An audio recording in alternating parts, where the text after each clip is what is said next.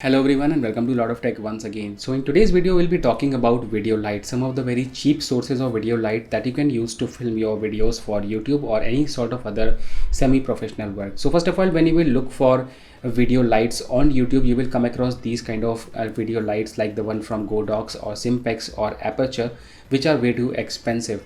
I was quite surprised to see that no one actually talks about tube lights, and almost all of us are using tube lights in our home, but not people, like no one is talking about tube lights, but it is actually like one of the cheapest and one of the best sources of light that you can use to illuminate any kind of scene. In order to boost your motivation, I want to tell you that I have been filming all my videos, or you can say lighting up all my videos using a tube light, just two tube lights, and I have been getting a very much decent quality. And if you're someone who don't want to invest in a professional video light just because they are expensive and also they take up a lot of space, so you can use these cheap sources of tube light. So when we talk about placing the tube lights on a wall, there are plenty of ways to do it, but the only way, or you can say the most convenient way that is coming to your mind, is drilling the hole in the wall and fixing the tube light permanently. But we don't want that. We want to utilize the tube light in many different ways, so we have to actually take the tube light on and off from the wall. So what I have done here is that I have placed 3 magnets on the wall, 3 magnets on the tube light. You can use any sort of super glue or any sort of Fevikwik to put these magnets on the wall and the tube light, and simply slap the tube light on the wall. It's not going to come off. A lot of you might think that the magnets are not that strong and tube light may fall off. So you can already see that I'm tapping the tube light, it's not going to fall. And these are very powerful magnets. I'll put the link of these magnets in the description below. So with this kind of mounting setup in place, I usually take two different kind of scenes. So this is the scene number one, where I'm sitting at a certain angle from this particular tube light.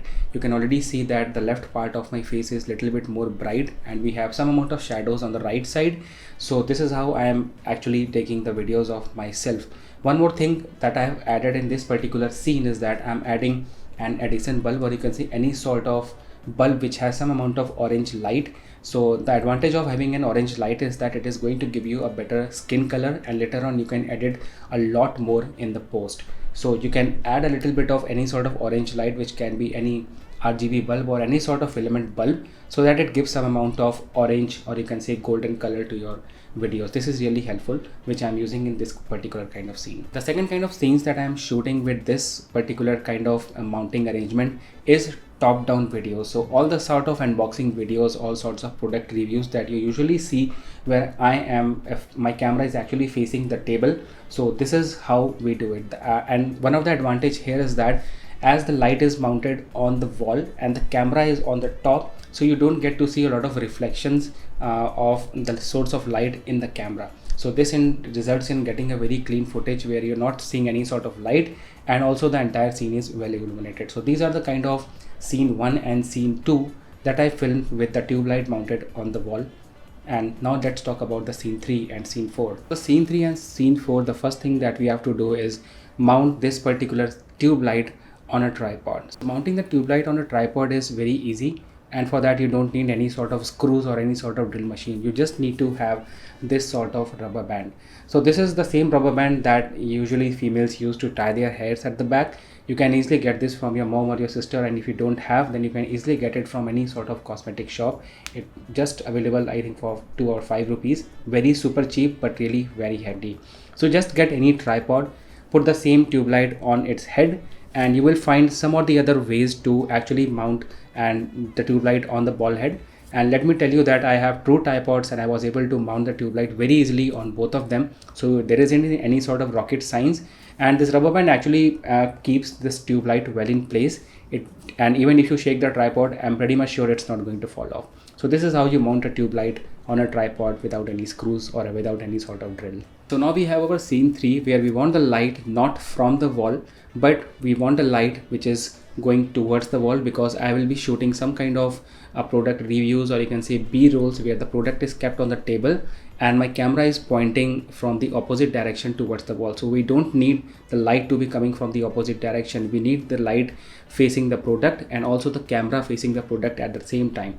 So this is the kind of arrangement that I have, where I keep a tube light mounted on a tripod and it's striking the table and then bouncing back to the wall, and at the same time the camera is also pointing the product. So in this way you can say you can illuminate the scene in a proper way. Coming on to the last scene, which is the scene number 4. Now if you see that this scene is exactly same as the scene number 1, you can already see from that camera that the light is just in front of me mounted on a tripod. Below that we have our camera, which is the Galaxy S10, and I'm filming with the front camera at full HD 30 frames per second. On the left I have the same Edison bulb, which was same as in the scene 1, but this time I'm not turning on the Edison bulb, because if I turn on this bulb, you can see that it gives some amount of orange light on my face, but at the same time this light is very directional and you can already see some amount of shadows on the cupboard. So you can turn on but the thing here is that if I'm sitting directly towards the bulb, then it's good to turn on the bulb, but if I'm sitting at an angle, it's not good to turn on the Edison bulb. Now instead of Edison bulb, if I was supposed to shoot in this kind of scene, then I would have gone for an RGB bulb which has some kind of a diffuser, and light coming out of it is a very diffused one and also little bit dim. This light is very harsh, so for this particular kind of scene I'll not use the Edison bulb. So guys, I hope you like this video. You are clear about how to use light in 4 to 5 different ways. And apart from that, if you want to know about the camera settings, then I have already made a separate video a couple of weeks back. I'll be putting up this video and that particular one in a separate playlist, which I'll call it as YouTube Gear. So you can check out all these videos, and thank you so much for watching. Make sure to subscribe, and I'll see you in the next one. Take care.